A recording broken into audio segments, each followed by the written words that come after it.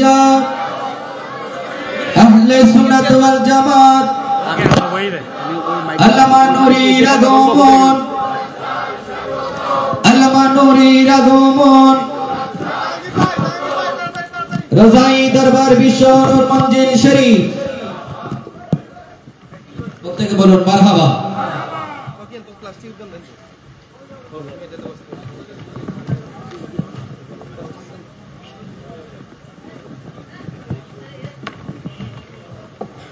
আসসালামু আলাইকুম।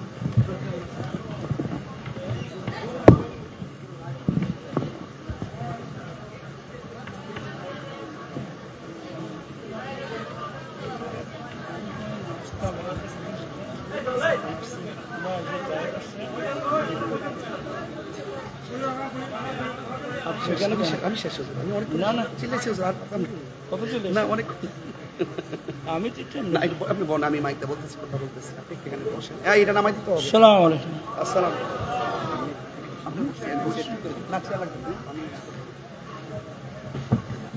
সকলে বলে আলহামদুলিল্লাহ।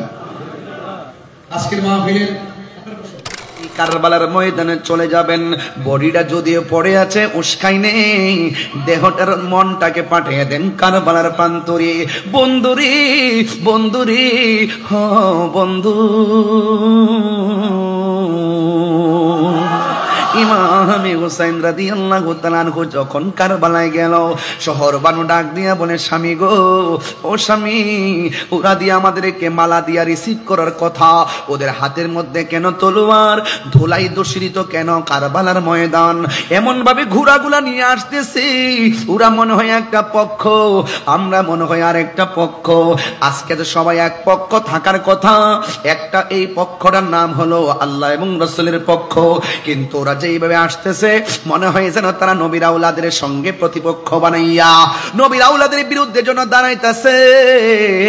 ইমামে আলী মুকাম ইমামে হুসাইন রাদিয়াল্লাহু তাআলা আনহু বলেন, ও শহর বানু, তুমি কথা বলো না, নামাজ যেমন ফরজ, পর্দা করো তেমন ফরজ। হাতের মধ্যে তলোয়ারটা নিলাম, একটু খেজুরের ডাল থেকে ডালগুলা কাটলাম।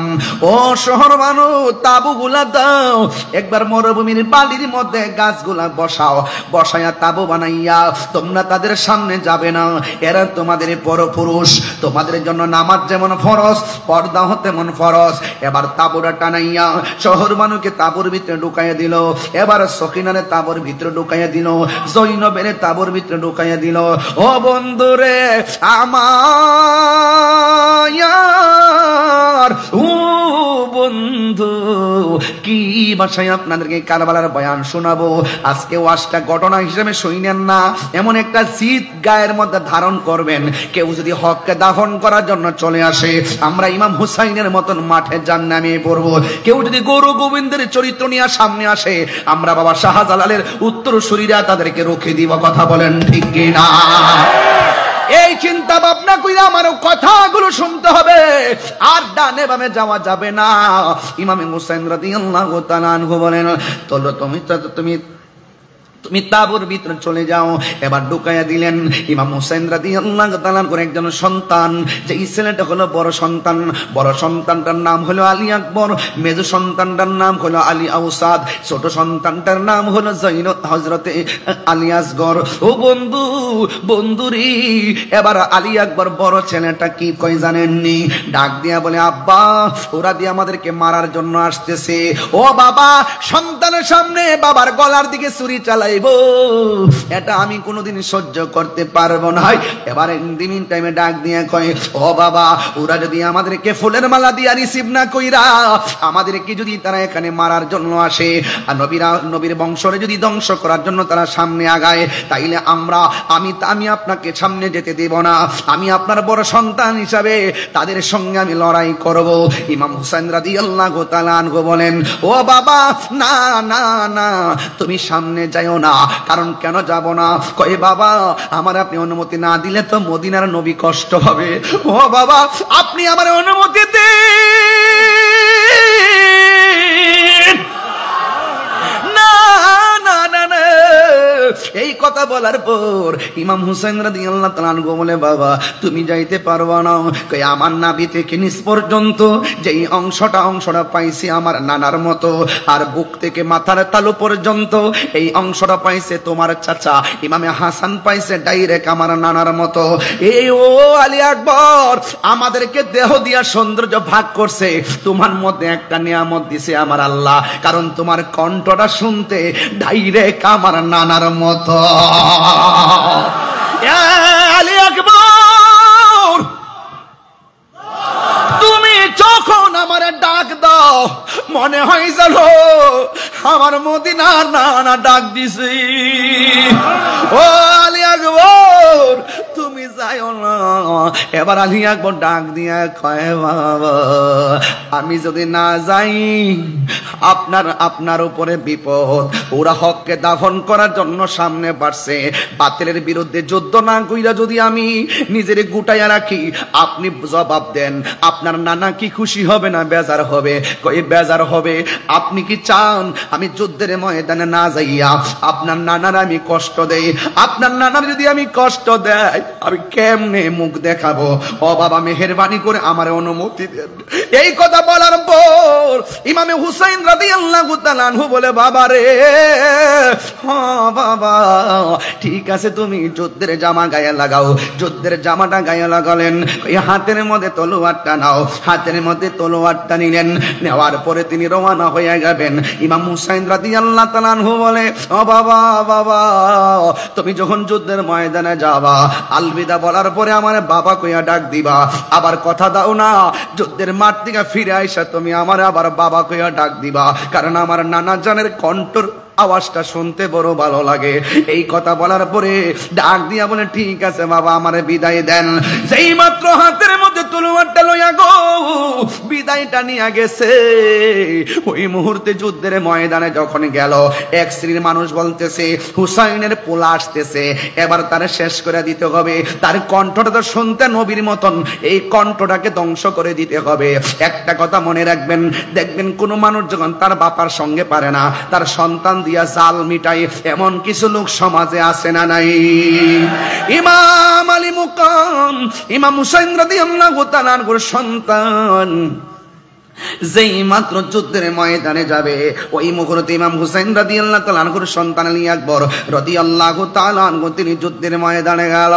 আপনারা জবান খুলে বলেন, ইমাম হুসাইন রাদিয়াল্লাহু তাআলা আনহুর সন্তানের গায়ের মধ্যে কি গায়ের জোর না বেলায়েতের জোর? আর জোরে জোরে কোন গায়ের জোর না বেলায়েতের জোর? ও বন্ধু, তুমি চর্ম চোখ নিয়ে ঘুমায় যাও, কিন্তু যারা বেলায়েতের পাওয়ার সম্পন্ন এরা চোখ বন্ধ করে থাকলেও তারা দেখার ক্ষমতা আছে না নাই? হায় রে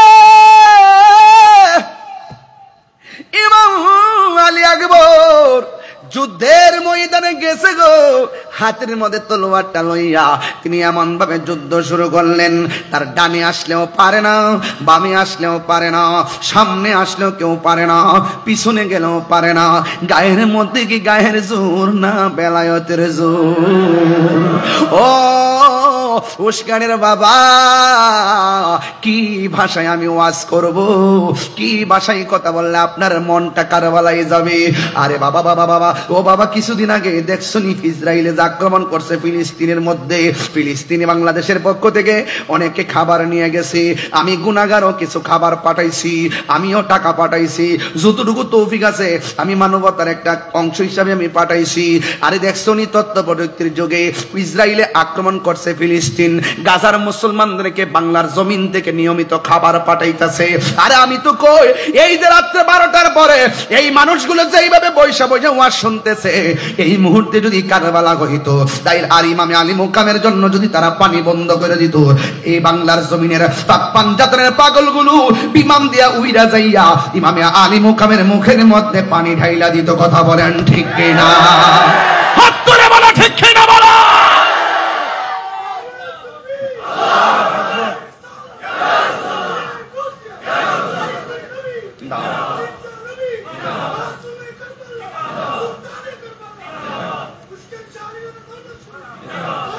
আমার যুবক ভাইয়েরা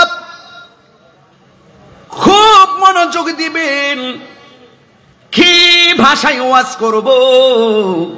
ইমামে হুসাইন রাদিয়াল্লাহু তাআলা আনহুর সন্তান ইমামে আলী আকবর যখন যুদ্ধের ময়দানে গেল, এবার বিয়াদবরা কি করছে জানেননি? ডান দিকে পারে না, বাম দিকে পারে না, সামনে পারে না, পেছনে পারে না। একটা বিয়াদব এই কণ্ঠনালীর মধ্যে এমন জোরে একটা আঘাত করলো, এবার কণ্ঠ দিয়ে আর আওয়াজ আসে না রে। ডাক দিলে অর্ধেকটা আওয়াজ কণ্ঠের ছিদ্র দিয়া বের হয়ে যায়। হঠাৎ কইরা বাবার কথা মনে হইয়া গেছে। বাবা যে বলল, একবার আইসা বাবারে বাবা বলে ডাক দেওয়ার জন্য ইমামে আলী একবার দৌড়াইয়া বাবার কাছে চলে গেল।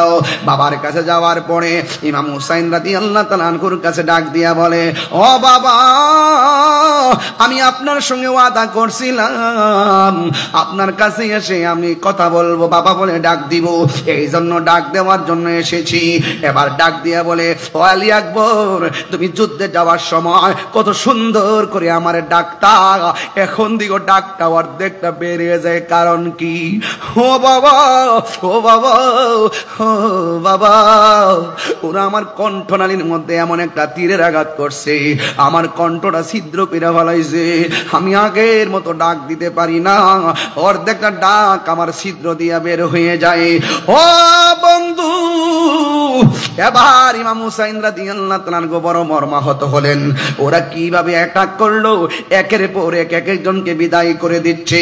এবার এই মুহূর্তে সন্তানটা বাবার কাছে ডাক দিয়া কয়, ও আব্বু, জীবনে আপনার কাছে কিছু চাই নাই, আজকে আমাকে আবার যুদ্ধের ময়দানে যেতে হবে, শাহাদাতের নজরানা আমার জন্য অপেক্ষা করতেছে। চিৎকার মেরে কন্যা আল্লাহু আকবার। এ বাবা, যুদ্ধের ময়দানে শাহাদাতের নজরানা আমার জন্য অপেক্ষা করতেছে। ও বাবা, জীবনে আপনার কাছে আমি কিছু চাই নাই, আজকে একটা জিনিস চামু, মেহেরবানি করে আমারে দিবেননি। ইমাম হুসাইন রাদিয়াল্লাহু তাআলা আনহু মনে মনে ভাবেন, এই যুদ্ধের ময়দানে আমি কি নিয়ে এসেছি, আর বাড়িতে আমি কি রেখে এসেছি, আমি তার কি চাইবো আর কি দিব। এরপরও বাবা ডাক দিয়া কয়, ও আলী আকবর, তুমি আমার কাছে কি চাইবা চাও। এবার আলী আকবর ডাক দিয়া কয়, বাবা, আমি যুদ্ধের ময়দানে যাবার সময় আমার কলিজাটা শুকনা ছিল, আপনার মস্কটা শুকনা ছিল, যুদ্ধের ময়দানে যুদ্ধ করতে করতে আমার কলিজাটা শুকিয়ে গেছে গো বাবা। ও বাবা, আমি আবার যুদ্ধের ময়দানে যাওয়া লাগবো, মেহেরবানি করে, আমার গলাটা শুকাইয়া গেছে, কলিজাটা শুকাইয়া গেছে, আপনি আমার একটু মেহেরবানি করে একটা ফুটা পানি জিহ্বার মধ্যে ঢাইলা দেন না। ইমাম হুসাইন রাদিয়াল্লাহু তাআলা আনহু বলে, আমি কেমন বাবা, আমার মস্কের মধ্যে পানি নাই, ফুরাতের প্রান্তরে পানি আছে, আমি বাবা হিসাবে পানি তুইলা আনার ক্ষমতা নাই, আমি এখন আমার জাদুমণিরে আমি কোথায় থেকে পানি আইনা দিব। এই কথা বলার পর ইমাম হুসাইন রাদিয়াল্লাহু তাআলা আনহু বলেন, বাবারে, তুমি আমার কাছে পানি চাইছো, ঠিক আছে, তুমি লম্বা হইয়া শুয়ে যাও। লম্বা হইয়া শুয়ে গেছে মাটির ভিতরে। ওই মুহূর্তে বাবা সন্তানদের ডাক দিয়া কয়, বাবা, মুখটারে হা করো। ইমাম আলী একবার মনে মনে ভাবে, একটাবার খেয়াল করেন, জীবনে কত পানি কত কিছু খাইল রে, যেই নবীর আওলাদ, যেই নবী সৃষ্টি না হইলে পানি হইতো না, ওই নবীর আওলাদের জন্য পানি বন্ধ করে দিছে। ইমাম হুসাইন রাদিয়াল্লাহু তাআলা আনহু বলে, আব্বুরি, বাবারে, একটু লম্বা হইয়া শুইয়া যাও। লম্বা হইয়া শুইয়া গেছেন। এবার ডাক দিয়ে বলে, বাবা, মুখটারে হা করো। এবার মুখটারে হা করলেন। এবার হা করার পরে সন্তান চোখ বন্ধ কইরা মনে মনে ভাবতেছে, আমার বাবা বুঝি মস্কের পানি মুখে ডাইলা দিও। সন্তান মনে মনে ভাবতেছে, আমার বাবা বুঝি কূপের পানি মুখের মধ্যে ডাইলা দিব। সন্তান মনে মনে ভাবতেছে, আমার বাবা বুঝি ফুরাতের পানি মুখের মধ্যে ডাইলা দিব। কিন্তু না না না রে, সন্তানটা ডাক দিয়া বলে, আমি আমার জিহ্বাটা শুকনা, শুকনা জিহ্বা ভিজাইনোর জন্য মুখটারে হা করছি। আমার বাবা আমার পানি দেওয়ার কথা বইলা আমার আব্বার শুকনা জিহ্বাটা আমার মুখের ভিতরে ঢোকায়া দিয়া কয়, ও জাদু বলি আমার কাছে কোনো পানি নাই, না আমার জিহ্বা থেকে যতটুকু পানি পাও ততটুকু পানি পান কইরা লও।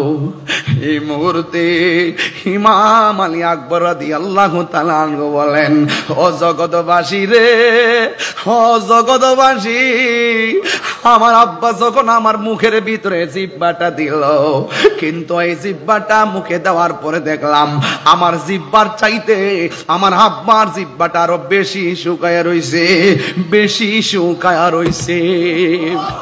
আলী আকবর ডাক দিয়ে কই, বাবা গো, ও বাবা, আমার বাবা আছে দেইকা বাবার কাছে পানি চাইলাম, আপনার বাবা নাই দিকা জিহ্বা শুকনা হওয়ার পরেও পানি চাইতে পারলেন না। আপনার জিহ্বা দি আমার চাইতে আরো বেশি শুকনা।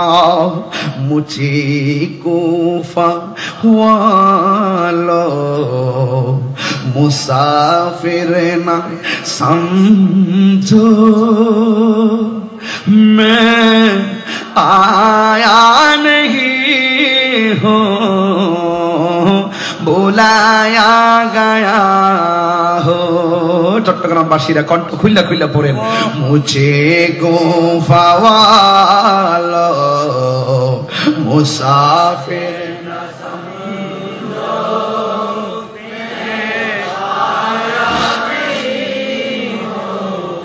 बुलाया गया हो कि मेहमान बना कर सताया गया हो, कि मेहमान बना कर सताया गया हो।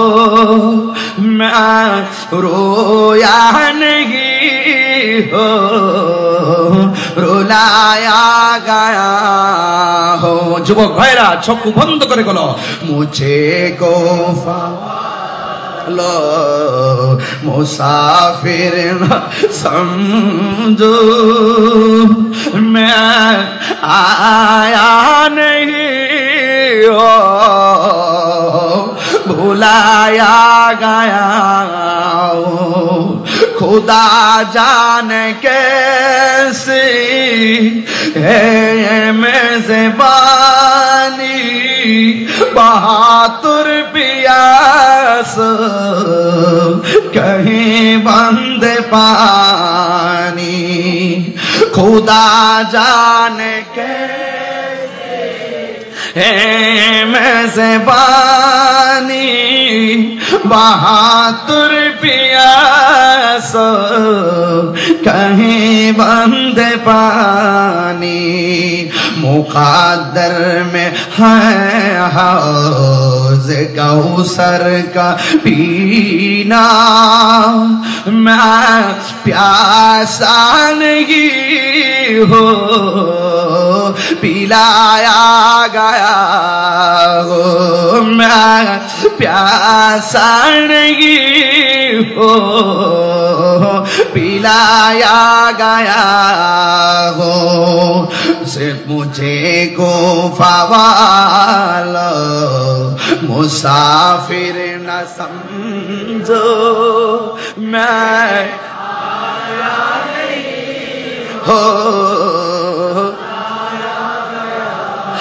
कि मेहमान बना कर सताया गया हो, कि मेहमान बना कर सताया गया हो।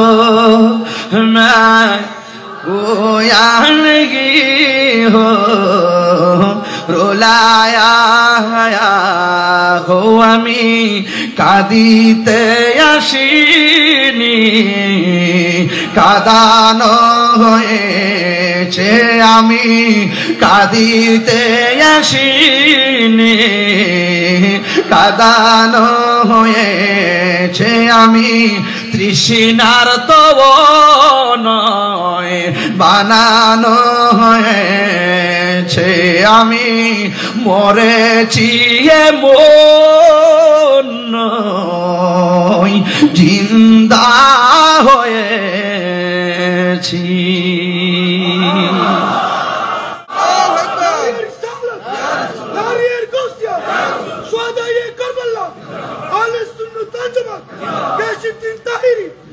আল্লাহু আকবার জোরে বলেন, আরো বলবেন আল্লাহু আকবার। আমরা কি খুশি না বেজার? আমরা ইমামে আলী মুকামের মহব্বত দরকার আছে না নাই? পাক পাঞ্জাতনের নূর হৃদয়ে ধারণ করা দরকার আছে না নাই? এজিদপন্থী মুসলমানদের সাথে আমাদের কোনো সম্পর্ক, আর আমাদের কোনো সম্পর্ক? আমরা যতদিন পর্যন্ত বাঁচবো আহলে বায়তের মহব্বত হৃদয়ে ধারণ করে বাঁচবো। কথা বলেন ঠিক কিনা? ইমামে আহলে বায়তের মহব্বত রাখার দরকার আছে না নাই? রাখার দরকার আছে না নাই? আল্লাহ আমাদের সকলকে বোঝার তৌফিক দান করুক, আমিন কন। আর জবান খুলে কোন আমিন। বিদায় বেলায় একটা কথা বলতে চাই, বিদায় বেলায় একটা কথা বলতে চাই। ইমামে মুসলিম ইবনে আকিল যখন তিনি কুফায় গিয়েছিলেন, তিনি দুনিয়া থেকে যাওয়ার আগে তিনি 2 রাকাত নামাজ পড়েছিলেন। ওনার 2টা সন্তান মুহাম্মদ এবং ইব্রাহিম যখন তাকে জবাই করা হবে, ঠিক ওই মুহূর্তে 2 রাকাত নামাজ পড়েছেন। আপনি কারবালার ঘটনাটা খুঁজে দেখুন। ইমাম হুসাইন রাদিয়াল্লাহু তাআলার গায়ের মধ্যে তলোয়ারের আঘাত, বল্লমের আঘাত, তীরের আঘাত সবকিছু নিয়েও তিনি 2 রাকাত নামাজ পড়েছেন। নামাজগুলা পড়ার মূল কারণ হলো যারা মারতে এসেছে তারাও মুসলমান, যারা তলোয়ারটার নিচে গলাটা ছুরি বিছায়, তলোয়ারের নিচে গলাকে বিছিয়ে দিচ্ছেন তারাও মুসলমান। এখন ওরাও মুসলমান, এটাও মুসলমান, এই পক্ষে মুসলমান, এই পক্ষেও আজান, ওই পক্ষ আজান, এই পক্ষে ইকামত, এই পক্ষ ইকামত, এই পক্ষ সালাত, ওই পক্ষ সালাত। ইমাম হুসাইন রাদিয়াল্লাহু তাআলা আনহু 2 রাকাত নামাজ পড়ে বুঝাইয়া গেলেন, এদের নামাজ আমাদের নামাজ এক নামাজ নয়। কথা বলেন ঠিক কিনা বলেন? এই জন্য সুন্নিরা কখনো সবার পিছনে একতাদা করে না। কথা বলেন ঠিক কিনা? নারে তাকবীর, নারে তাকবীর, নারে রিসালাত, নারে রিসালাত, নারে গাউসিয়া, আহলে সুন্নাত ওয়াল জামাত, আল্লামা নুরি রাদুমন, আল্লামা নুরি রাদুমন, রজাই দরবার বিশ্ব নূর মঞ্জিল শরীফ। প্রত্যেকে বলুন মারহাবা।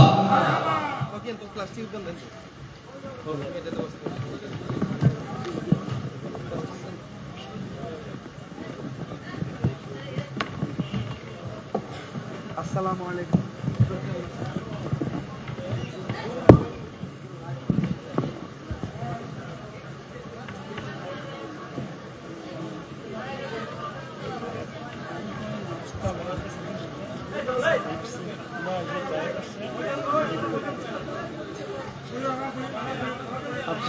আমি শেষ হয়ে যাবো। না না চিল্লেছি কত চিল্লে না অনেক। আমি না আপনি বলেন, আমি মাইকটা বলতেছি, কথা বলতেছি, আপনি এখানে বসেন। এটা নামাই দিতে হবে। আসসালামু আলাইকুম। আসসালাম।